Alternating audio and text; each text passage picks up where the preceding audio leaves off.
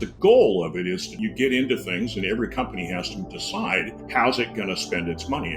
You define marketing as the overall advance of the business, not just advertising. Not a single muscle, but the whole organism.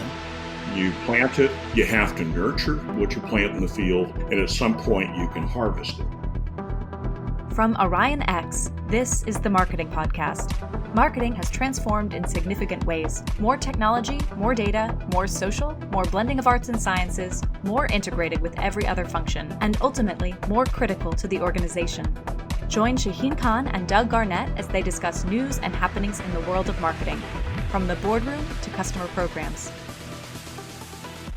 Hi everybody, Marketing Podcast here, episode number 30. This is Shaheen Khan with Doug Garnett. Doug, how are you? I'm doing well, Shaheen. What do you think of episode 30? We've been at it for a good while. I know, I was calculating it. It seems like in hexadecimal we're somewhere around 1E or something like that. Not that I really remember how to do that. Well, for those of you who are into hexadecimal, I was told many years ago that if you spell coffee when O is a 0, that is a legit hexadecimal number. We'll say we don't enlighten them on this podcast. Yeah, that's So, what is the cartoon of the week? We're going to go back to Tom Fishburne, who is also known as the Marketunist. You can find him on Twitter and on Google that way. And this week, he has one with a classic departmental meeting. And the woman at the head of the table says, how are we going to target relevant ads after cookies go away? And we can no longer rely on sketchy third-party data none of us trust. And I thought it quite funny for a number of reasons, but I'll let you go first. I think that has been the case forever, and I'm glad that she is pointing that out. Is that how are we going to replace this set of unreliable data with a new set of unreliable data? It is odd in business that we face so many choices, which version of uncertainty are we willing to accept? Yeah, I think related to this was the article in WARC that I saw Andrew Wilshire, with whom we did a meetup a couple of years ago.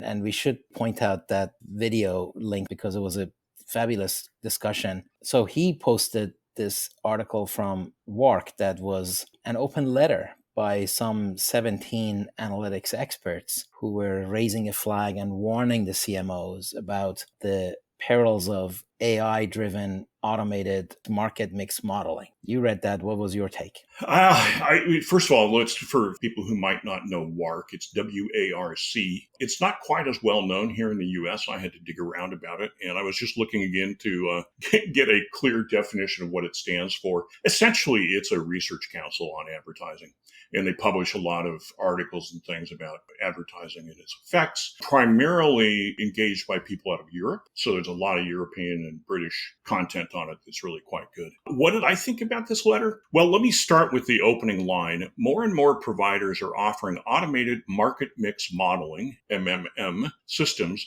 using AI/machine learning as cookie-based attribution declines, and they're here to warn us these systems aren't nuanced enough to provide effective measurement. And my first thought was, people are still doing that and aren't aware of what kind of ineffective measurement they're getting? I don't know. I mean, I have a little bit of, and I understand why they're writing this, but my first frustration is, why are people even thinking that this is a valid way? Why is it even an issue? And it goes back to our cartoon, which is, right now there's a lot of sketchy third-party data nobody trusts that's being, I think what they do is they get their cookie data back that identifies somebody and then ask an outside data vendor to add tags to it. Like, how old is this person? What kind of house do they live in? What kind of car do they drive if they can get it?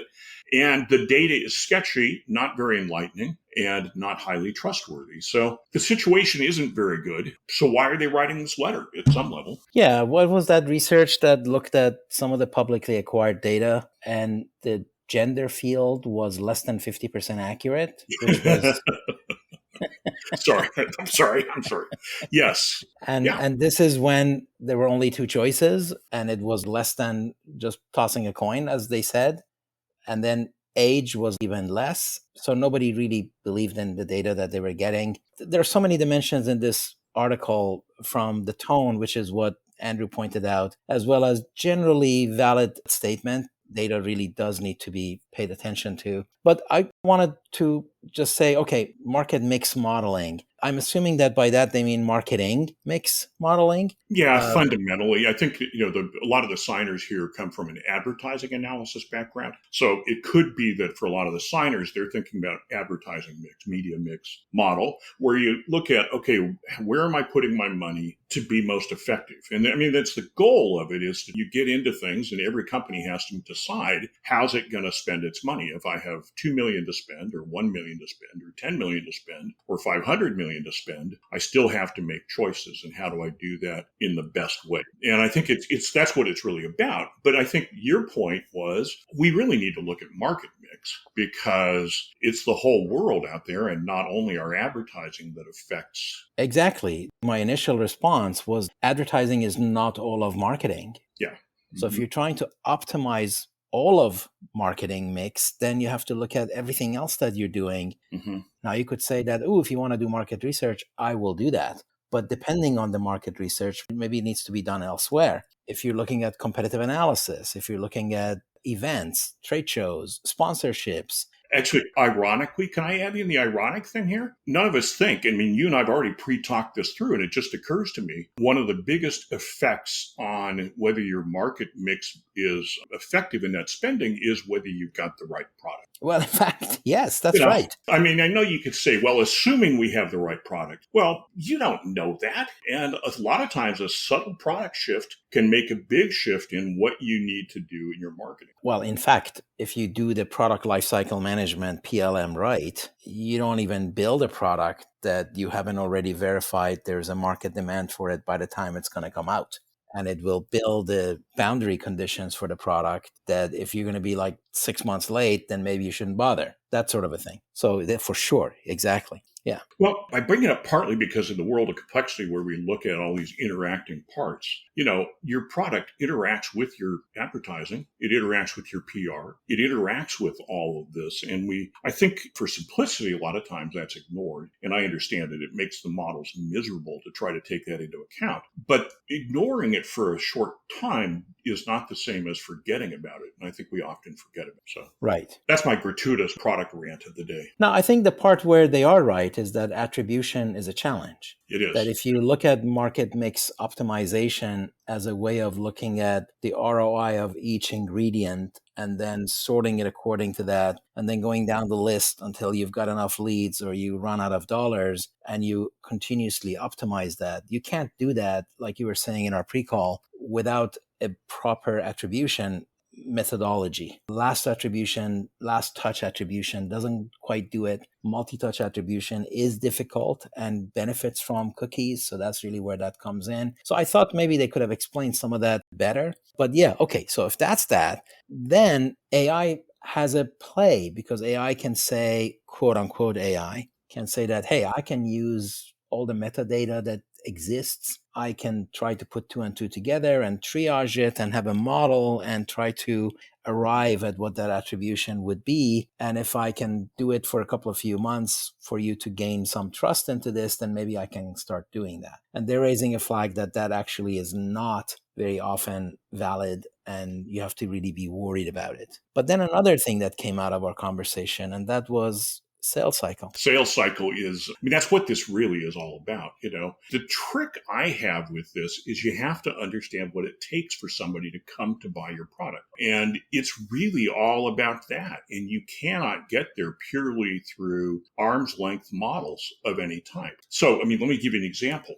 I worked with, and this is one that you and I didn't talk about in pre-show, but when I worked with the Drill Doctor Drill Bit Sharpener, they had gone to an ad agency. The ad agency had done traditional phone research to figure out if there was anybody out there that wanted to buy it. And the phone research question was, they gave them 2 sentences about what the Drill Doctor Drill Bit Sharpener was, and then said, how likely are you to buy this? And they scored a 2 out of 5. Well, a 2 out of 5 on average is a kill this product and walk away now. kind of an average. However, when I looked at the research, I said, good grief, you're trying to describe this to people? So, for example, in our work, where we went fundamentally back in research, we discovered people didn't know that drill bits could be sharpened. So their first challenge in selling the product was to tell people drill bits can be sharpened. Well, that wasn't anywhere in that phone survey. There's none of that stuff. Nobody even knows they can sharpen it. Nobody knows why they would care to sharpen it. And that's what we learned. So we did media that informed them of that. Well, that changes your marketing mix entirely based on what we learned about that sales cycle. We had a long lead up of information that needed to prepare the sales cycle. Not all sales cycles are that way. I was reading yesterday that a new movie is coming out from Studio Ghibli and brilliant director Miyazaki. And it's called, I think, The Boy and the Heron or something like this. Anyway, it's already in theaters in Japan, which surprised me a bit. Well, I found out why in the article I read. They had always done fairly traditional movie marketing with trailers and TV spots and a lot of PR leading up to it. The Studio Ghibli team, led by Toshio Suzuki, he's the business guy there, decided that they weren't going to do that this time. And so they put it in theaters with no serious advanced marketing. And it's outperforming any other Miyazaki movie that's ever been released. And it's an interesting question because I could go write the blog post right now that says nobody ever needs to use advertising again. We see those Right, all. yeah. That's right. It's much more useful to look at it and ask why. Why did it work that way? And you had some thoughts that I think were really useful. What's going on here? Well, I think in agreement with you, if you don't know your sales cycle, you can't really do marketing. Marketing is all about conversion from one stage to another as you inform the customer on why whatever you have can meet whatever need they might have in a real way, in a genuine way, like we said last time around. But also, as we have talked on this podcast, when you've already done a lot of advertising, where you already have a market presence, the equation changes for you. Yes. So if you have a Spielberg movie, well, everybody knows it's probably a very good movie. Mm-hmm. So your equation changes. Celebrities in general, we've talked about this, can benefit from their celebrity status because that is a brand. That is a brand that they're using. Now, the movie better be good because otherwise you're diluting that brand. And now you have to go hurry up and create that celebrity status some other way again. But for things like a Spielberg movie, the history is so good that, in principle, he could have a couple of bad movies and people would still watch the third one because he's just been excellent, right? And I think that's what's going on here a little bit. Plus, it's been a while since we've had a real Miyazaki-directed movie come out. So I have a hunch there's a latent demand. And Suzuki is known for really doing clever marketing work. And so, he probably understands that. There's latent demand. Why waste money advertising it when that, just saying, whispering almost, by the way, there's a new Miyazaki. A lot of people are going to go, where, what? when? Yeah, right, yeah. How fast can I get there? And why not do that? I ran into it another time when the George Foreman grill was being pummeled with media on TV in around 2000. I was working with another client who was also in the small appliance world, and they had a grill that competed with the George Foreman grill. And I said to him, one day I'm like, God, why don't you guys do a half-hour show for your grill or at least some spots for it? They said, we don't need to do anything. It's selling crazy. We can't keep it on the shelves because of the George Foreman advertising. So why should we do advertising if it's already doing well? They're piggybacking on that. Yeah. And I think it's the trick with all of this is that we want a magic thing that gives us a universal answer that says this is how we should all spend our money. Except there's no universal answers. There's not even a single answer if you have $2 million and this is you as a company. Because how much should you spend in PR? Well, it depends on your PR assets and your experience with PR. If that's really good, you might rely heavier on PR than other things. If it's not so good, you might be better off to go into TV. So it's all, or if you don't know TV, maybe you shouldn't go to TV. So all these choices are not only based on these analytics. Well, absolutely. Now, you had a good way of describing this concept of the plant water. Take us through that. Since I worked in direct response advertising, I got a lot of look at numbers, but I wasn't ever a pure believer in direct response as the only thing that mattered. So I spent a lot of my mental time saying, okay, now wait a minute, you got the whole thing here. You want to be best result. What all is happening? And I came up with my own model was plant, water, harvest. Right. That like maintaining a field. You plant it, you have to nurture what you plant in the field, and at some point you can harvest it. The trick we have these days is a lot of the media mix modeling and even a lot of econometrics are very focused on harvest. And it's all about harvest, all about harvest. Well, it's got nothing to harvest if you don't plant. So if you think about what I said about the drill doctor, that, the people need to know you could sharpen drill bits. That's planting, and nurturing. That's all part of that process. And sometimes you have to be working that process instead of only trying to reap leads. And that's frustrating for companies. But I think that's the reality we're working with. And no numbers are going to answer every question about how to take 2 million and allocate, this year, how much do I put planting and how much do I spend watering and how much do I spend harvesting? It's kind of, what were we talking about? It's a judgment call, that you build experience. And you came up with the word, we learn our way through them, and I think that's the reality in the market is you have to learn. And that's what farmers do. Farmers learn how to plant and water and harvest to best effect. And they can get a lot out of numeric and stuff like that to help them do it these days. My cousin has a GPS harvester that he gets to sit in the air-conditioned cab and run around his fields. But it still involves human judgment at some point. Well, that's the thing, is that the complexity of marketing, and especially if you define marketing as the overall advance of the business, not just advertising, not a single muscle, but the whole organism, then the number of variables is so many that on the one hand, you think that, if this AI thing pans out, maybe it can help me navigate all these multitude of variables that don't fit in any one human's brain. On the other hand, that's not so easy either, because somehow that needs to get modeled. The policies need to be proper. The data needs to be there. The models need to be there. So the whole thing seems a little bit premature. And what comes out in my head is that the complexity, which of course is the book that you're writing for all the right reasons, is really central to this. I'll tell you, that's actually, I will argue against the term econometric because it implies far more validity in what comes out of the process than is real. I'm trying to write a book with minimal jargon because jargon kind of gets in the way of us knowing what's going on. But I think if you look at every ad campaign from startup, I think your analogy was that when we start up and start into something, we take a best estimate at what the mix is that's going to work well for us. And then we have to learn from it. We look at what happens, we try things, we're learning, and we're learning all our way through. And our learning ends up cut short if we rely only on last touch attribution, or if we only harvest, we don't learn as well. We have to be learning the whole of our thing. And also the results will show, because if you're selling, then great, obviously it worked. And now your challenge is to find out exactly what worked, right? Because sometimes you're successful, not for the reasons you think you're successful. That's absolutely right. I mean, when we would release direct response campaigns, the thing I would tell people is first job is do a phone survey, find out what led people to buy or who are they that bought? Because you go in with a target market idea.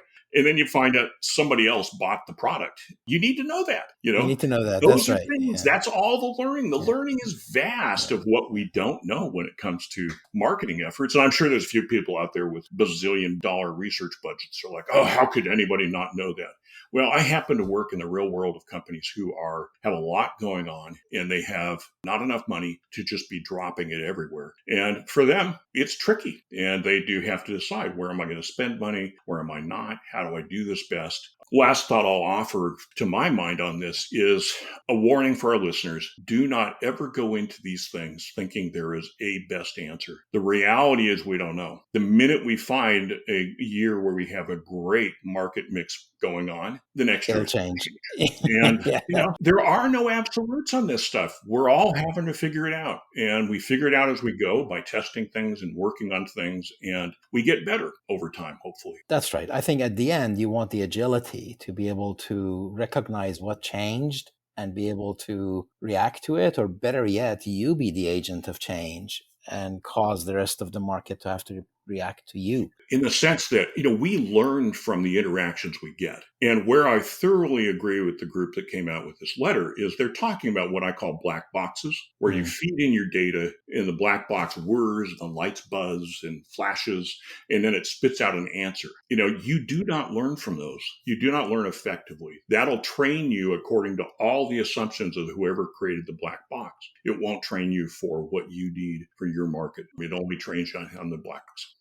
In fact, if you're calling it data science, you need to make sure science is in there. And science is not for everybody. Science is hard. Science is slow. You have to develop it, and those understandings take time. Once you get them, that's great. But in fact, that's part of the problem we live in these days, is that we've gone way too deep into the lab, where science is not quite baked yet, but it provides really juicy news. So you highlight it. But in the course of doing that, you also misrepresent it, because it's still being cooked. It's not done yet. So one of the things that we've talked about really is the bigger picture of business, and how marketing on the one hand can be defined as promotion only, like we talked last time, and way on the end of the spectrum, marketing is essentially helping run the business, and is recommending M&A, and it's like growing the business by leaps and bounds and using marketing tools to advance the business. But it doesn't stop there. It's got a real seat at the table running the business. So along those lines, the news that you pointed out with a CMO appointment by GM was indicative to me, because that definitely did not look like a CMO that only does promotion. Yeah, it's interesting. So, the news, for those who haven't heard it, is GM announced this week that they've hired a new chief marketing officer, a man named Norm DeGrave. My apologies for pronunciation. He's been most recently chief marketing officer for CVS Health and will join General Motors at the end of July. It struck a lot of people I know with a wait, what? Because drugstores and health to cars seems a bit of a leap. And I thought it was worth kind of doing a quick talk through about this. What did you think? Well, it seems like prior to CVS, he had been with a digital marketing agency where he helped it grow, and GM was one of their clients, and that he was quite intimate with their analytics and digitizing their marketing. So there was that history that I think obviously was significant in his selection. But what was interesting to me was he did not come across like an ordinary marketing guy. He came across as a total big picture businessman who has grown up through the marketing ranks, including digital marketing. He was credited with having grown CVS Health to be one of the more trusted brands and player in the healthcare business. He was credited as having grown even the digital marketing agency from a regional player to more of a national, international player. So that I like. I like it when the marketing person is such an integral part of running the business, not just brochures and stuff like we used to joke about. Well, and actually, that may be the real brilliance in it. And I hope for General Motors, it really is a brilliant move, because, when you make this broad of an industry jump, a lot of people are going to go, nah. But there are times when bringing somebody in who doesn't look like the right person is the smartest thing to do, because looking like the right person on paper often only ensures mediocrity. It doesn't necessarily ensure you found somebody who's going to take your business and do something really clever and really savvy and really smart with it. And I think you're right. The reports on his work at CVS are outstanding. And they're about more than just he knew how to do banner ads well, which is kind of the implication with he was at Digitas. And so I could walk away and say, he's just a digital marketing guy. Right, but the reports are that he grew CVS Health. And also that it was CVS Health, not all of CVS, which also kind of provides a bit of a focus on it that I think actually makes the job a little bit easier, because you are very focused rather than get distracted with competing requirements, etc. Well, and I don't know the GM bureaucracy very well, but he is directly reporting to GM President Mark Roos, and that is a good sign. There are more and more days when a CMO reports to somebody else who reports to somebody else who finally gets to the seats of power. And that's never a good sign for a CMO. That's right. I actually have grown to be more and more in favor of a CMO that has a very integral role in running the business, not just be the department of tasks. Yeah, that's right.